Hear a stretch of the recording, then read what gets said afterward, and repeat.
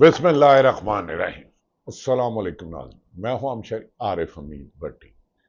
ناظرین، بانی P T I Imran Khan کی سائفر کے تحت حکومت کے خاتمے کو تقریباً 3 سال 1 ماہ اور 20 دن سے زیادہ عرصہ گزر چکا ہے، لیکن تعجب ہے کہ تمام تر حکومتی ظلم، زیادتی، ناانصافی، کنٹرولڈ عدلیہ، معاشی تباہی، صحافت میں جھوٹ کے پراپوگنڈے کا زہر اس طرح نسوں میں پھیلایا جا رہا ہے، لیکن ہر جگہ حکومت کی ناکامی مقدر بن چکی ہے اور ان کے لگڑ بگڑ چمچے کرچے بھی شرمندگی کا باعث بن چکے اور صحافت کو بھی بدنام کرتے جا رہے ہیں۔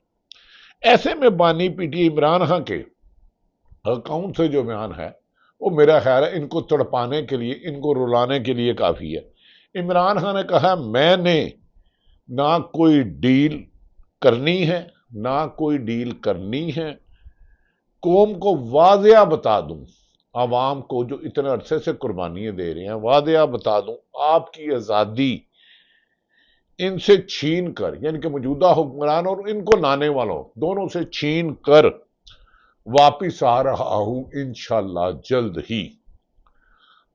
یہ ہے عمران خان کا عزم، یہ ہے مقصد۔ ایک طرف 5 دہائیوں سے مسلط مافیا، پیپلز پارٹی اور نون لیگ کے کچھ لوگ جو ہمیشہ ڈکٹیٹروں کو گالی بھی دیتے رہے، ان کی گود میں بھی آتے رہے، عدلیہ پر حملے بھی کرتے رہے اور ان کو ٹیلی فون کر کے فیصلے بھی کراتے رہے، یہاں تک کہ یہ سیاہ دور آیا کہ اسلام آباد کے 6 ججوں نے خط لکھنا پڑا کہ ہمیں ہماری فیملی کو ہراساں کیا جا رہا ہے، انصاف نہیں دیا جا رہا، اور صحافیوں پر قدغن کی ایک طویل داستان ہے۔ خبر دینے سے لے کے پروگرام تک، گیسٹ لینے سے اینکر کی رائے تک، سب حکومت کی اور حکومت کے لانوں والوں کی محتاجی ہے۔ سیٹھوں نے صحافت کا سودا کر دیا ہے۔ دوسری طرف ناظرین، پاکستان میں بڑا شور شرابہ کیا جا رہا ہے کہ اوورسیز ڈاکٹرز کا پاکستان میں آنے کی خبریں گردش کر رہی ہیں۔ کوئی کہہ رہا ہے رات کو ملاقات ہو گئی، کوئی کہہ رہا ہے صبح ہو گئی، کوئی کہہ رہا ہے وہ چاند ہے، کوئی کہہ رہا ہے حکمران سورج ہے۔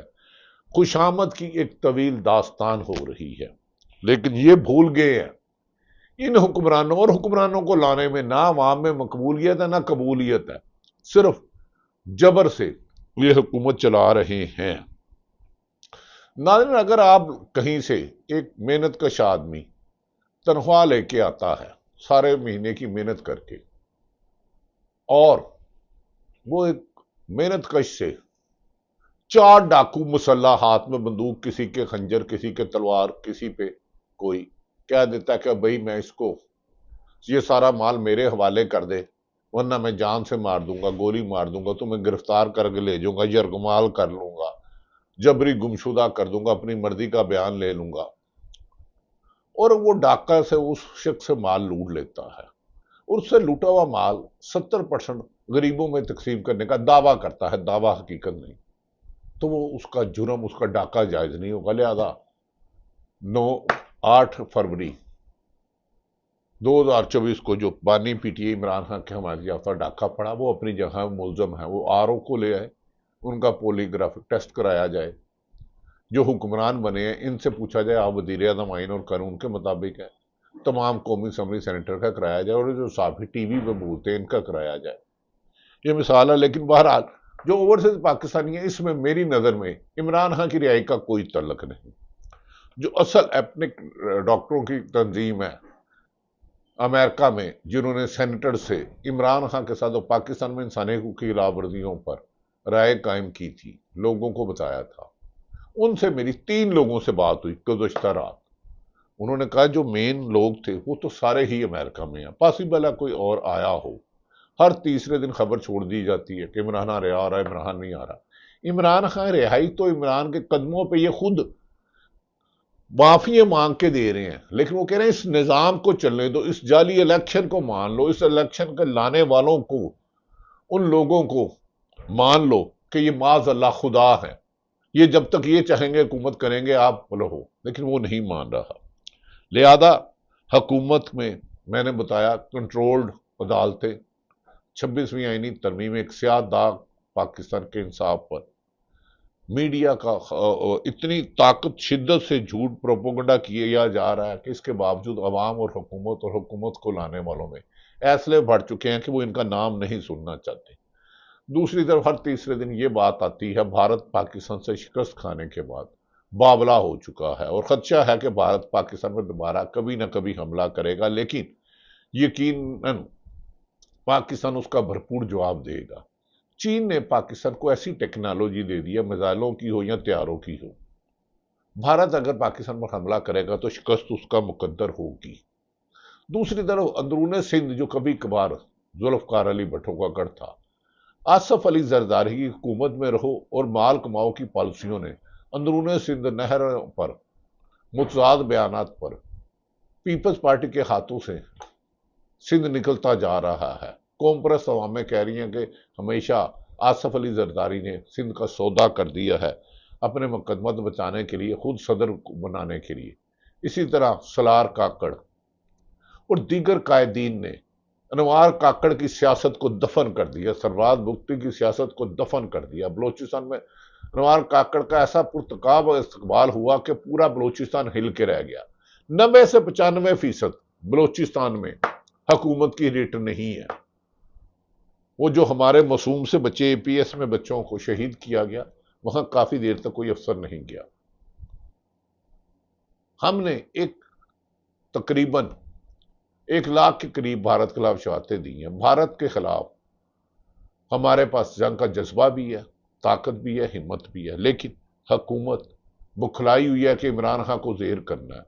لیکن عوام میں اور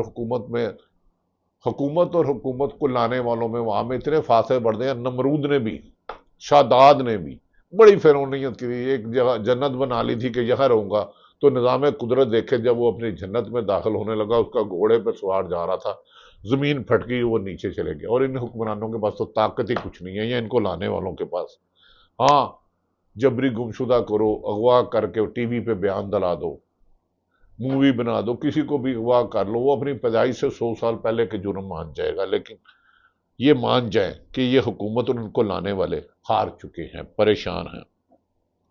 تحریک انصاف کے سینٹر علی ظفر نے اس موقع پر بیان دیا کہ بانی پی ٹی آئی نے کہا موجودہ حکمران ایک ریموٹ کنٹرول کرنے سے چلنے والے، ان کی حیثیت کوئی نہیں ہے، یہ اچھے ملازم ہیں، گو کہ ملازم کو سیاست میں نہیں آنا چاہیے، لیکن یہ حکمرانوں کی بات کر رہا ہوں۔ اب تو سرکاری افسر بھی سیاست میں بڑھ چڑھ کے حصے لیتے ہیں، سیاستدانوں کو تو سیاست کرنے کی اجازت نہیں، صحافیوں کو صحافت کرنے کی اجازت نہیں، لیکن کچھ لوگ طاقت کے زور پر دونوں کام کر رہے ہیں۔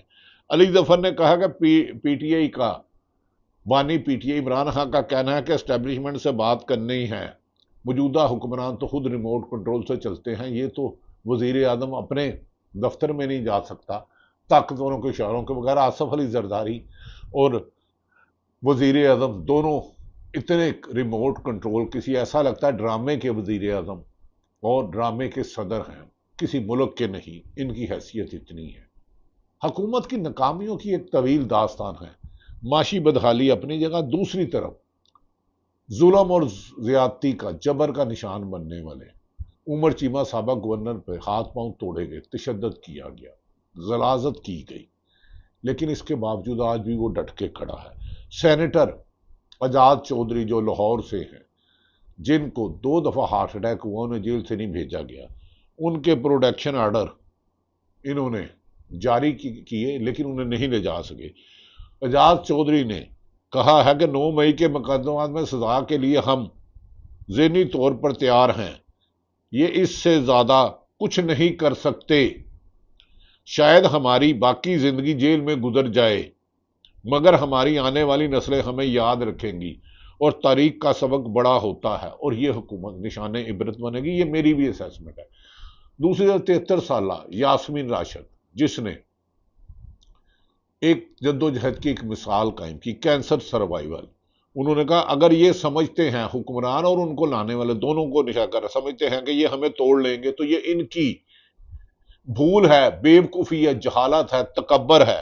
ہم آج بھی اپنی بات پر قائم ہیں اور 9 مئی کی سزاؤں کا ہمیں کوئی خوف نہیں، جتنا زور لگاتا ہے لگا لے۔ اب کہا جا رہا ہے 9 مئی کو ملٹری کوڈ میں عمران خان کو بھی سزائیں دیں گے۔ دوسری طرف ناظرین، साकिर महमूद ऐवान नौजवान जर्नलिस्ट हैं, इनको भी सच कहने की पादाश में सजाएं मिली। उनका कहना है इंसाफ में ताहिर इंसाफ का कत्ल होता है।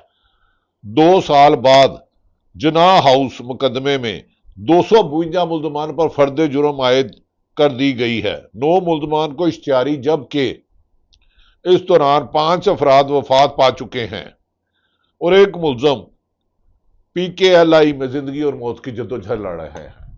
इन जजों को तो शायद मरना नहीं, लेकिन हिसाब तो इन्हें देना। दूसरी तरफ नाजरीन, एक तरफ जब नवाज शरीफ बीमार नहीं थे, कमर जवेद बाजवा से डील हो गई। ये तरफ ख्वाजा आसम ने किया, वजीर दफा ने। उन्होंने कहा कि हमें नवाज शरीफ को हुकूमत इमरान खान ने नहीं, अदलिया ने नहीं, बाजवे ने जेल भेजा था। उसके पेड़ झूठे का ड्रामा रचाया गया, खबरें फीड की गई, खबरों में भी मुतजाद था। फिर उसे सर्विस अस्पताल के VVI रूम पे लाया गया। उस पर नवाज शरीफ ने कहा मैंने नई टाइलें लगानी है, मुस्लिम शावर बड़ा लेना है। गुजरा वाले के एक सैनिटरी फैक्ट्री मालक को बुलाया गया और उनको ये नवाजा गया। उसके बाद शाह महमूद कुरैशी जो वजीरे खारजा रहे हैं, सख्त बीमार थे, हार्ट अटैक हुआ, उन्हें अस्पताल लाया गया। लाहौर पुलिस ने, पंजाब पुलिस ने, जेल के अमले ने उन्हें घसीट कर कोट लखपत जेल लेकर गए। इस निजाम को घसीट रहे हो, जुल्म के चक्कर में अपने आप को फतह याब कह रहे हो, ना इंसाफी के चक्कर में। इमरान खान ने रिहा होना या नहीं होना, लेकिन मौजूदा हुक्मरान और उनको लाने वालों ने ये अवाम में अपनी हैसियत खो चुके हैं, सिफर हो चुके हैं। ये अवाम में अकेले घूम नहीं सकते। अवाम गंदे अंडे और टमाटरों से इनका इस्तेमाल करेगा, जो कि वो भी नहीं करना चाहिए, गैर इंसानी है।